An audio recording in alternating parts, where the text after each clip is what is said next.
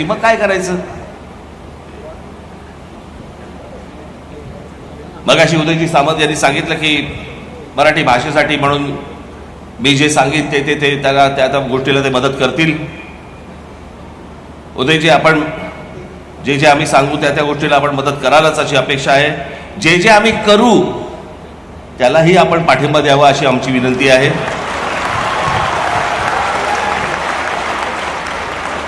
तेव्हा फक्त केसेस टाकू नका.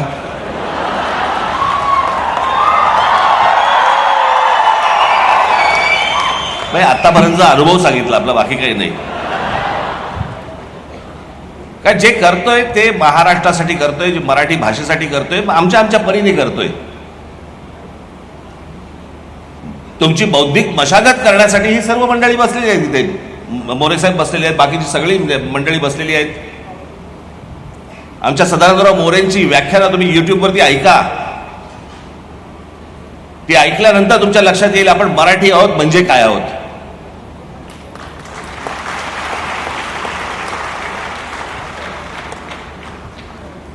मी अनेकदा माझ्या भाषणामध्ये सांगत आलो, मी आज पुन्हा एकदा सांगतो. माणसाचं जे अस्तित्व असतं किंवा एखाद्या भाषेचं, त्या समाजाचं जे काही अस्तित्व असतं ना, ते त्या जमिनीवरती असतं. आपण दरवेळेला म्हणत आलो आपण आमचा इतिहास, जगाचा इतिहास. इतिहास म्हणजे काय? इतिहास म्हणजे भूगोल. ॲडॉल्फ हिटलर असेल, नेपोलियन असेल, कोणी असेल, औरंगजेब असेल, कोणी असेल, मला हा भाग पादाक्रांत करायचा आहे, मला हा प्रदेश मिळवायचा आहे. तो मिळवल्यानंतर जो बनतो तो इतिहास.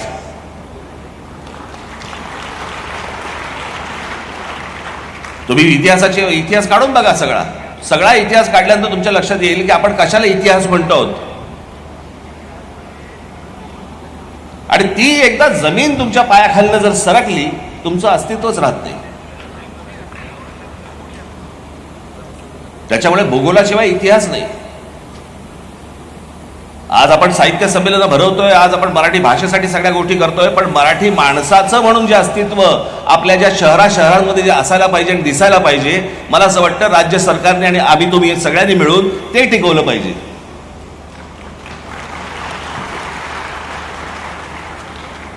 नुसत्याच फक्त प्रगतीच्या नावावरती जर आमच्याकडच्या जमिनी फक्त जाणार असतील आणि आमचीच लोक जर समजा आमच्याच राज्यामध्ये बेघर होणार असतील, मला असं वाटतं त्याला विकास नाही म्हणत.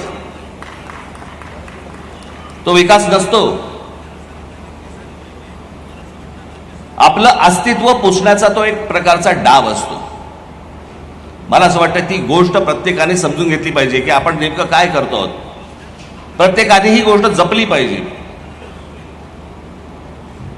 की माझ्या इकडे एखादी एवढी समजा 5,000 एकर जमीन एखाद्या कंपनीने विकत घेतली. कंपनीने विकत घेतलीचा अर्थ काय? की त्या 5,000 एकर मधली सगळी कुटुंब गेली बाहेर. कुठे गेली, काय गेली, माहिती नाही. जर समजा आपण ह्या गोष्टी जर जपल्या नाहीत, आपण आपलंच राज्य जर जपलं नाही, मला सगळ्या करायच्या, मला आज काय कुठचं तुम्हाला कॉन्ट्रोवर्शियल किंवा असल्या प्रकारची गोष्ट सांगायची नाही, पण मला असं वाटतं की साहित्य इतिहासातनं काही आपण बोध घेणार नसू. इतिहास न वाचलेला बरा.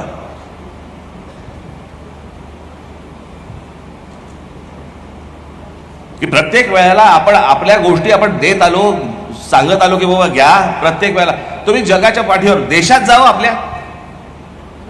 मी तुम्हाला साधी एक गोष्ट म्हणून सांगतो की आता 370 कलम